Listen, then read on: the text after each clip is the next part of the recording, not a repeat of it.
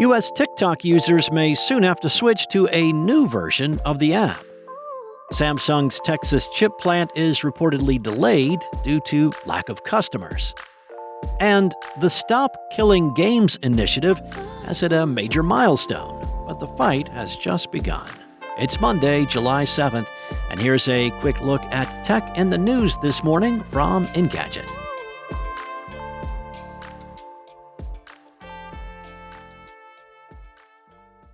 ByteDance is said to be building a new US-only version of the TikTok app that it will release on September 5th. According to the information, the company is moving ahead with this plan to comply with legislation requiring it to sell its TikTok business in the US or face a nationwide ban.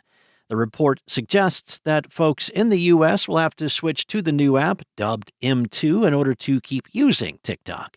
It's said that ByteDance will remove the existing TikTok app, which the company internally calls M, from U.S. app stores when the new one debuts. It is believed that the current version of the app will stop working in the U.S. next March, though that timeline may shift. This is the latest development in the long-running saga over the future of TikTok in the U.S. A law that former President Joe Biden signed last year gave ByteDance a deadline of January 19th to sell its U.S. TikTok business or face a ban in the country.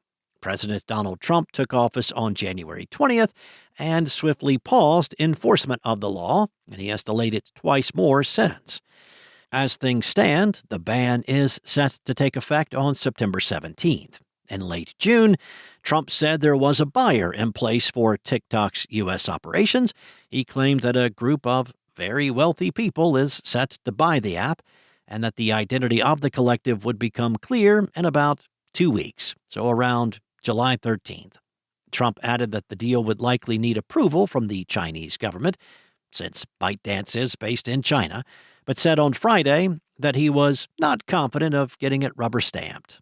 On Monday, a Chinese government spokesperson dodged a question related to Trump's claims. Samsung has reportedly pushed back the completion of its semiconductor plant in Taylor, Texas, because it has no customers. According to Nikkei Asia, the company is in no hurry to install equipment in the facility due to lack of clients, and even though the facility is over 90% done. The factory was supposed to come online last year, but the company has since pushed back its opening date to sometime next year to upgrade its foundry process. Samsung's fab was only supposed to be able to manufacture 4-nanometer chipsets, but the company adjusted its plans to give it the capability to manufacture more advanced 2-nanometer chips to be able to compete with rivals like TSMC. Still, the problem persisted. If you'll recall, the plant in Taylor is part of Samsung's planned $44 billion investment in Texas. When the Biden administration announced that it was giving Samsung up to $6.4 billion in grants as part of the CHIPS Act funding, the company said that the money was going to be spent finishing up the campus in Taylor. But the facility's development has been troubled for quite a while now. Last year, Reuters reported that Samsung had delayed the deliveries of advanced chip-making equipment from ASML to its Taylor facility, since it had yet to sign up any major customer for the plant. When Samsung cut jobs around the world last year, some jobs from its Texas operations were reportedly also cut due to production delays.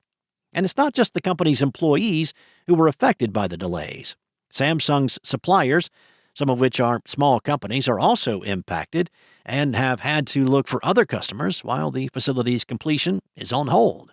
While Samsung has assured Nikkei Asia that it's still planning to open the fab next year, analysts previously called that into question, seeing as it has yet to land volume clients. In fact, a South Korean publication claimed in April that Samsung is now targeting a February 2027 opening date instead of next year. The publication said that in addition to the lack of customers, Samsung's contractors had also pulled out of the project, and its on-site workforce is now a fourth of its original size. A petition to preserve video game access recently achieved an important milestone of 1 million signatures, but it has 2 more challenges to overcome before reaching the final level. The Stop Killing Games movement reached 1 million votes earlier this month, meaning the European Union will have to consider adopting legislation addressing this issue. However, the petition first has to deal with the threat of potentially fake signatures and the resistance from major game studios and publishers. The Stop Killing Games initiative, created by Ross Scott, aims to pass new laws to ensure that video games still run even when developer support ends. The petition was a direct response to when Ubisoft delisted the crew from online stores, shut down the game's servers last year, and revoked licenses from players who bought the game. Scott and other critics felt the company's actions set a dangerous precedent for gamers who may lose access to their purchased games at a developer's whim. Even though there are enough signatures to move to the next step, Scott explained in a YouTube video that many of these may have been incorrectly filled out, while others could have been falsely submitted. The movement's founder said, "This is not a Change.org petition. This is a government process," adding that spoofing signatures on it is a crime. To ensure enough legitimate signatures are collected, Scott said there needs to be at least 10% more to cover the potentially invalid ones. As of July 6th, the petition has earned more than 1.2 million signatures. Thanks for listening. There's more to these stories and more tech news at Engadget.com. This episode featured journalism from Chris Holt, Mariella Moon, and Jackson Chen, and was voiced and produced from the sound studios of Spoken Layer. Enjoy your day. I'll be back tomorrow morning with more tech news from Engadget.